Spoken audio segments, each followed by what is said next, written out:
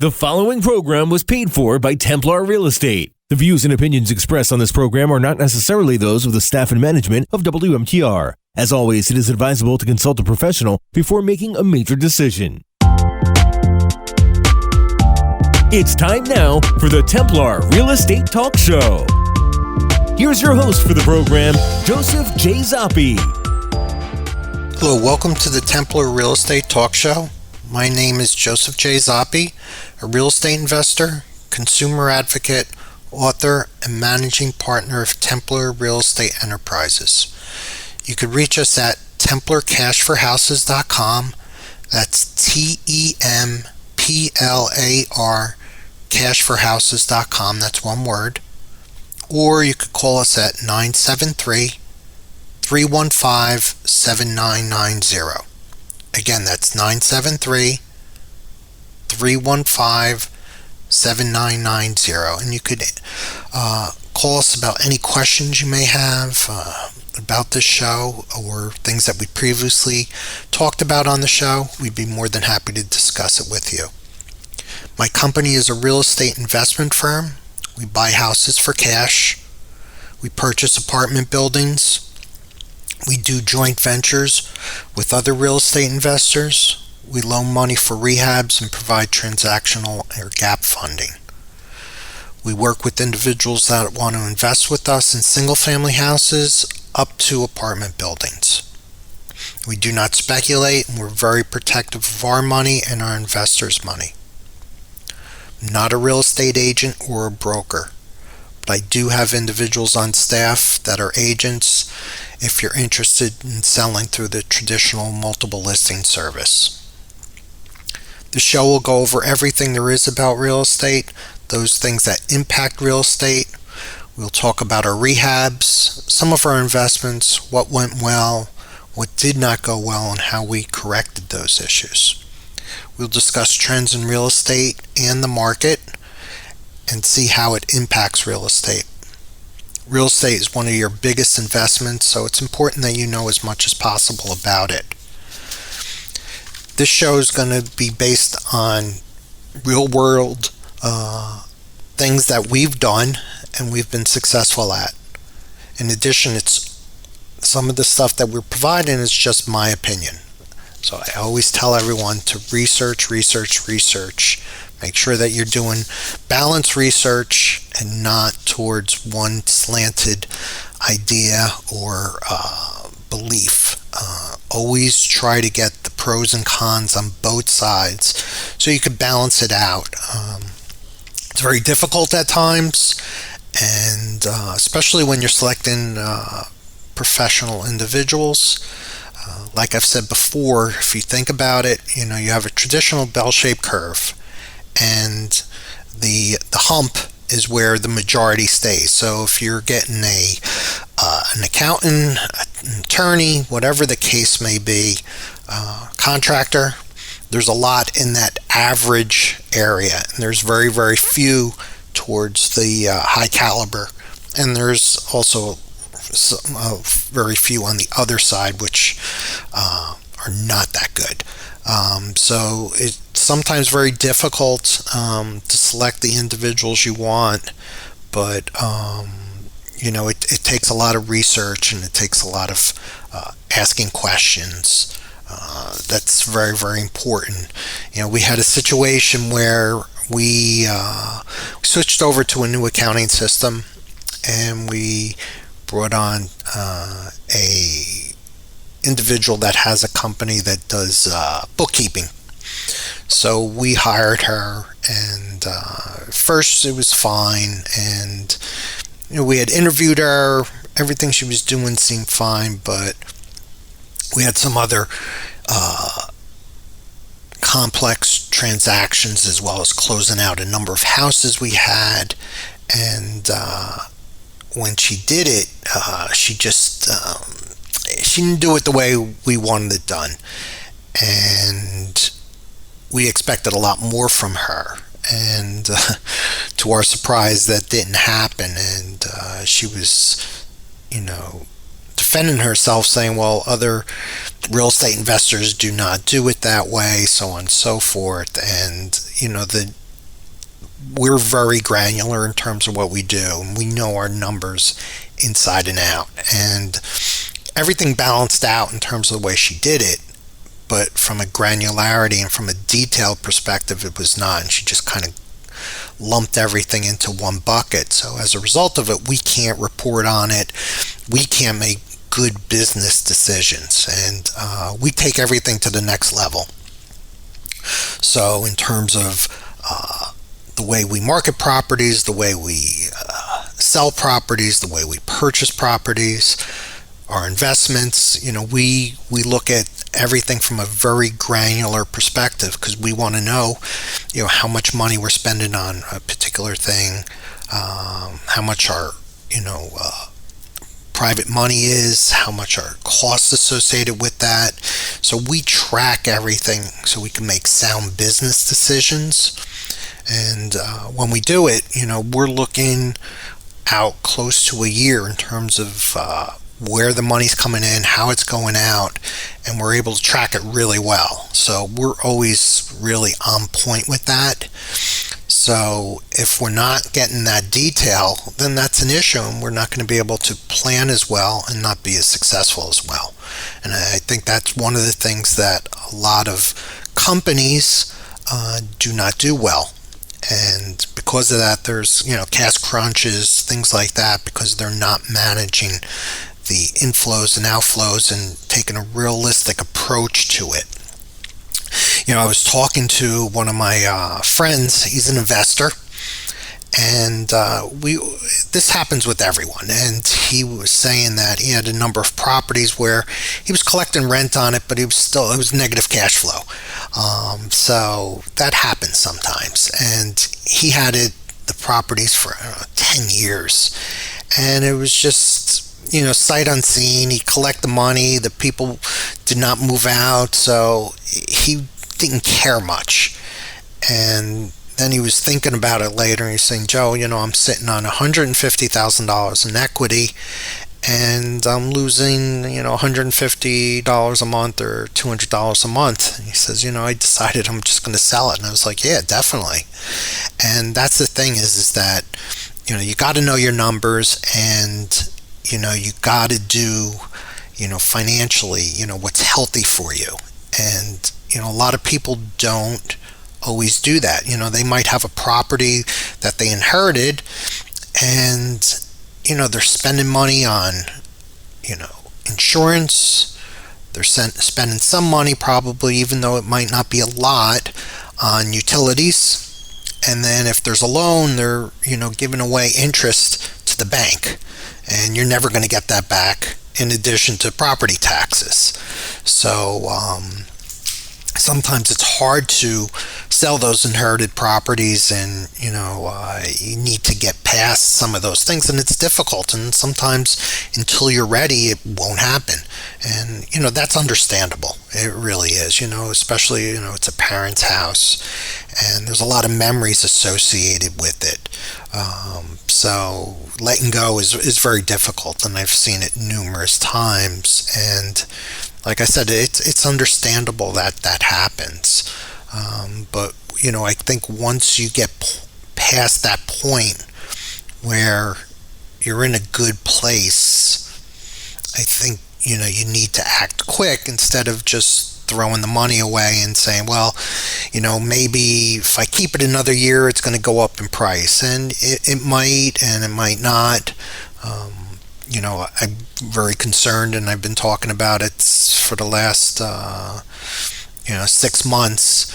My concern, with this COVID, and even a little before COVID, where the economy was going. And we have the stock market going up, and there's always that everybody thinks because the stock market's going up, the economy's good, and that doesn't always work that way. So I was reading an article that said that for Yelp, which is a app where you could get reviews for companies, so on and so forth, that 155,000 companies had closed down since COVID. 155,000. And of those that closed down, 91,000 are not reopening. So they're mostly small. They're small businesses, but that's very disturbing. There was a interview by someone that I love to listen to. His name is Mohammed El Aren, and he used to be president of PIMCO, which is a bond company, and he does a lot of advising on economy, and he's on a number of board of directors, so on and so forth. And he's concerned about the disparity. So you have these large companies like Amazon and Apple, taking off and making a lot of money, and then you have these small companies that are not, and they're having a lot of problems. So a lot of money's being thrown towards these big companies, but the small companies can't get the financing they need, and there's a big disparity as a result of that. And he's very concerned about it, and I've been talking about this, about the ripple effect, about these small companies, these restaurants, whatever the case may be, that are having challenges. And he said that's a big concern because of both from a social perspective as well as from a financial perspective. It's going to impact the economy, and from a social perspective, obviously, people as well. You're going to have these companies that are not going to open up again. I had a friend that was talking to a gentleman where his daughter has two dance companies, and one in Madison and one, I forget where the other company is, and she's closing both of them. And she used to pay I think $150 an hour for a choreographer to work with the students, and she used to have 20 students at one time. So she was able to pay the $150 an hour for the choreographer, and she'd still have money to pay herself and overhead, so on and so forth. But now she could only have maybe 6 individuals in dancing at one time.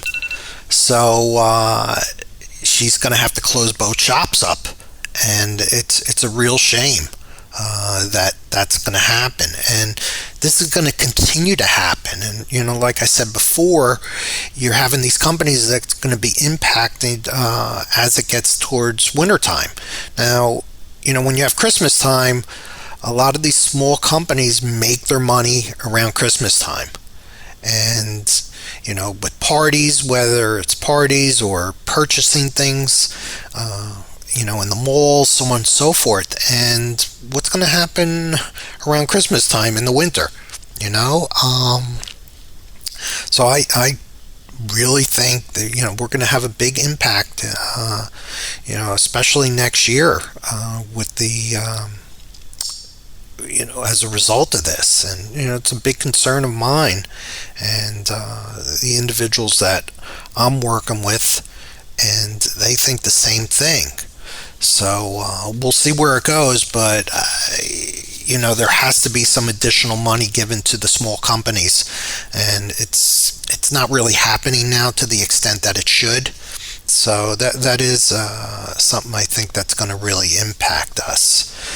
So what I'd like to talk about today is also a few other things about some of the challenge we've had with our rehabs, just little things, and as well as some additional things we're providing through the multiple listing service and listing your house, and just general things that we've encountered in the last week in terms of what we're seeing in the economy as well as what we're seeing with the real estate market.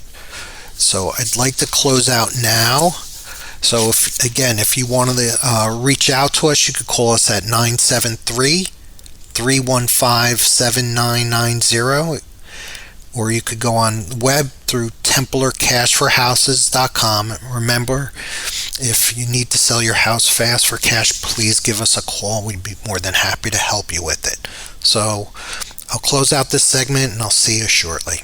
Life can be a roller coaster, and sometimes you need to sell your house fast. That's why there's TemplarBuysHouses.com. Maybe you're downsizing, getting a divorce, having health or financial issues. If so, head to TemplarBuysHouses.com. TEMPLAR BuysHouses.com. TemplarBuysHouses.com will buy your house quickly and without hassle. If you've inherited a house that is vacant, contact TemplarBuysHouses.com. Dealing with them is easy and quick. No high-pressure sales tactics, and you won't have to fix up the house. They will buy your house as is. You pick the closing date and when you move out. No commissions and no hassles. Contact TemplarBuysHouses.com. TEMPLAR BuysHouses.com. With an A+ rating from the Better Business Bureau. Call 973-315-7990. That's 973-315-7990. Be sure to listen to the podcast of the Templar Real Estate Talk Show. Find it now at TemplarBuysHouses.com. Hello, welcome back to the Templar Real Estate Talk Show. My name is Joseph J. Zoppi, Managing Partner of Templar Real Estate Enterprises. You give us a call at 973-315-7990, or you could get us on our website at TemplarCashForHouses.com, and we'd be more than happy to help you in any way possible. If you go on our website, you'll be able to see different videos and testimonials we have of or some of our clients, and how much they're really happy with the service we provided. So please go on site for that. There's also the different charities that we do give to. So we provide 10% of our net profit goes to different charities, and we think that's really important to us to give back. And we'd like to give back in multiple ways. One is through different charities that we like to sponsor. Second thing is just by helping individuals out, just by providing information. Sometimes just some simple information can help someone considerably. So that's our mission, is really to help people. We just do it through real estate, and also we help people through providing sound investments for individuals that want to invest with us. So we're really pleased with the services we provide and the response we get from our clients, whether it's a private investor, and our private investors consist of anyone from police officers, state employees, doctors, the full gamut of individuals invest with us. So it's just not individuals that have jobs like doctors and engineers, but just regular people. And what we do is we work with them if they have an IRA where they can invest that IRA funds with us, and it's backed by real estate, so it's a hard asset, which is great. And it'll continue to go up in value as time progresses. That's just the way it is with real estate, and we all know that. And that's why we like real estate so much. So one of the things I'm going to talk about today is a couple of listings we had. We're helping individuals out that liked our service, not only in terms of listing the property, but the individuals we have that are going to help them spruce up the property a little bit, do some light cosmetic work to the property, some painting, things like that, so we could maximize how much they're going to get. And we work with these individuals, and they work on our property, so we know them really well.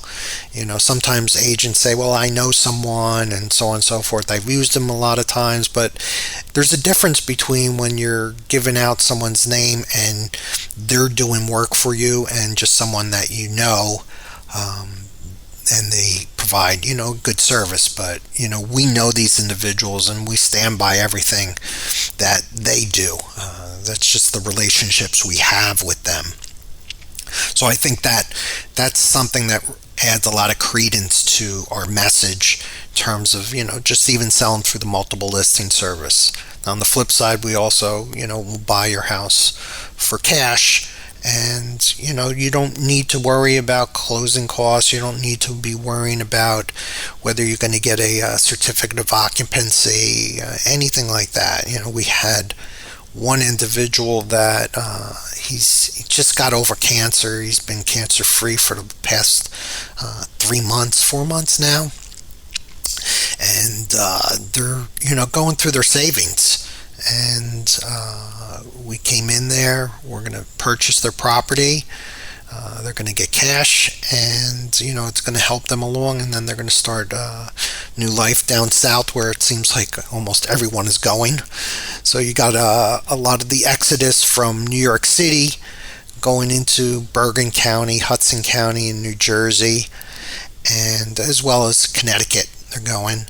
And on the flip side, a lot of the people from Jersey are moving south. So we see a lot of that happening right now.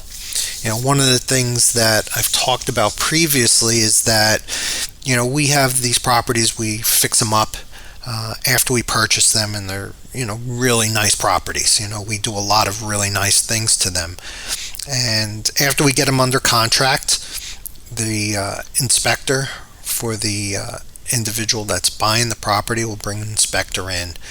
And a lot of times, 9 times out of 10, there's just these little things that they have to put on a report. And we've had a lot of our investor friends, we all joke about it, that they have to have like 30 something items on that list to make it valid for them.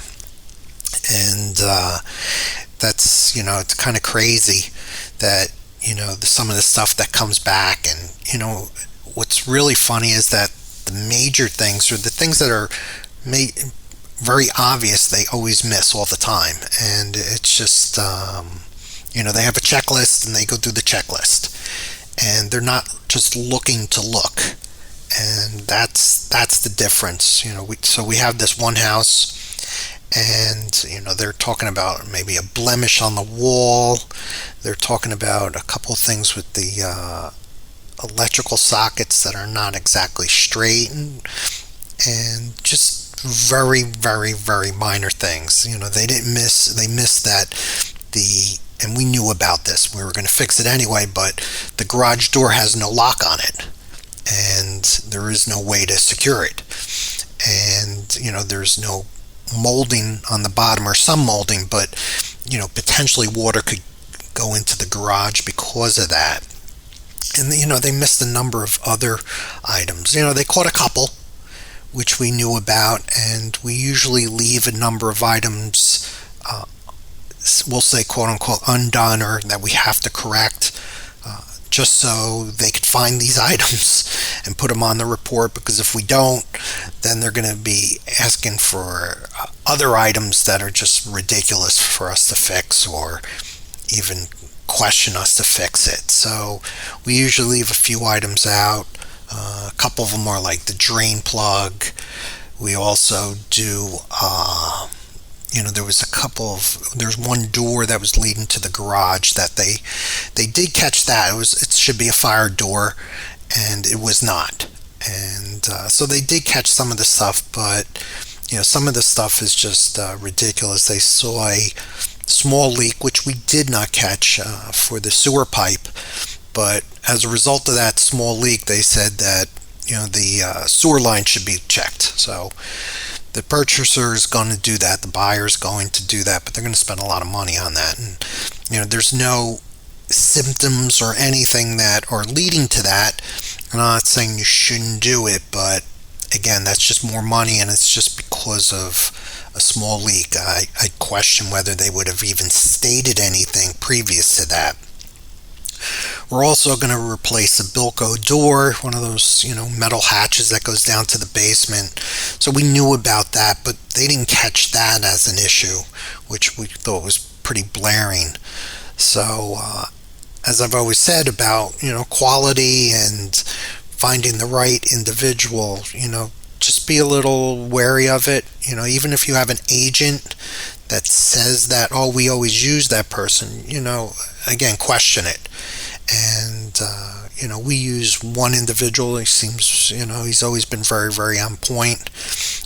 We look at things differently than a home buyer would look, but we look at major things, and we make sure that the major things are caught. And, some of the minor ones just so we know, but a lot of times, a first-time home buyer, when they see some of these things, they get very worried about it. And it's understandable, but sometimes they are very dramatic, some of these inspectors, and, that's a major pet peeve of mine. Another thing that we've run into is that Bilco door that we're replacing. So getting that door has just been just such a horrendous task. We've placed the order, it keeps getting postponed, and we contacted the manufacturer. Nobody's picking up. We left messages. It's just been one problem after another with that. And on top of it, we had a little bit of a leak from some of these storms that went through. So the water went into the basement. Now, it wasn't a lot of water, and it was just going through the Bilco door, but it was still an issue, and we still were very, frustrated with it. One of the things that we did is we use this waterproof vinyl strips in the basement, and looks really good, and I highly recommend it because it's very durable even towards water. But remember to get the waterproof type, not the water resistant type. Spend the extra money. It's well worth it. You don't want to spend money on the water resistant one and then eventually you have issues with it. The waterproof one is really rock solid, and you could, put a lot of water on it and you're not really going to have any issues for the most part. So I'd highly recommend it. We always use that in our basements, and even on the main floor, we'll use that sometimes, depending on the type of house it is and what needs to be done with it.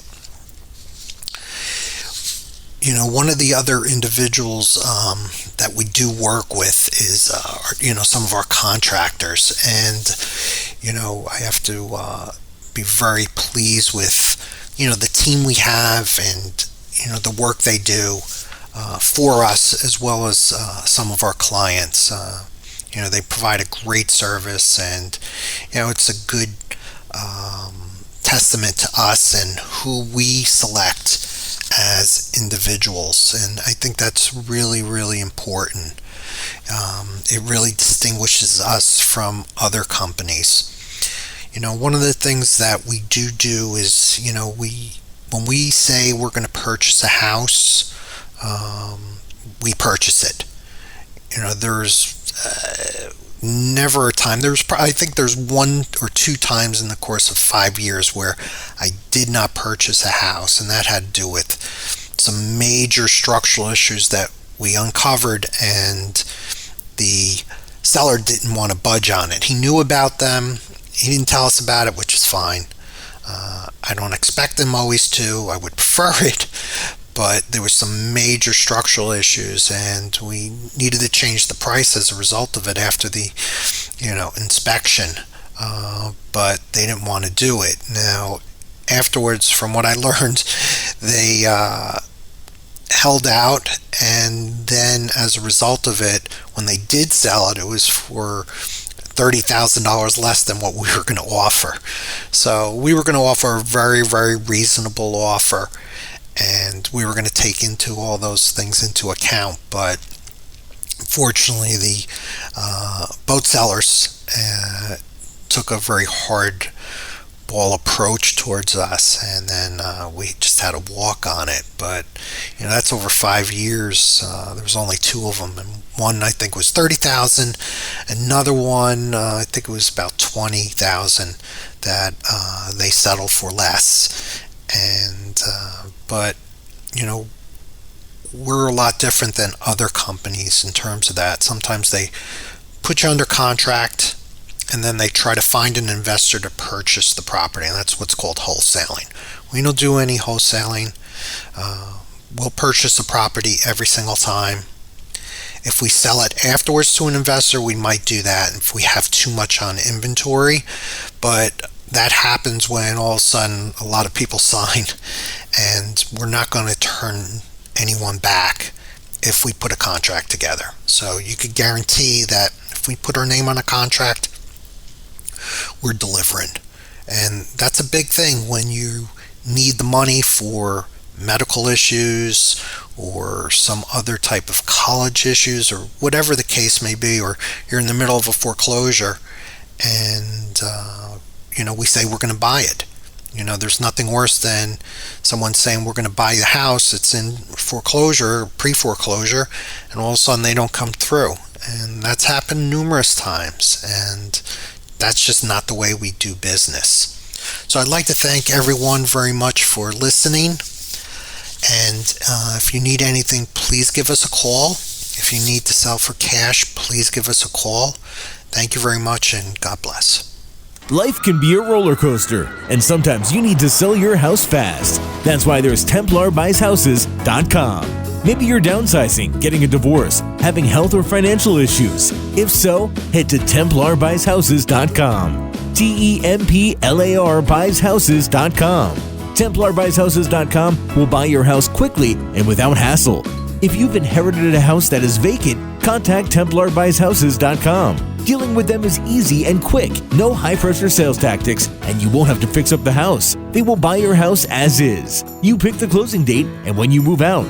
No commissions and no hassles. Contact TemplarBuysHouses.com. TEMPLAR BuysHouses.com with an A+ rating from the Better Business Bureau. Call 973-315-7990. That's 973-315-7990. Be sure to listen to the podcast of the Templar Real Estate Talk Show. Find it now at TemplarBuysHouses.com. The preceding program was paid for by Templar Real Estate. The views and opinions expressed are not necessarily those of the staff and management of WMTR. As always, it is advisable to consult a professional before making a major decision.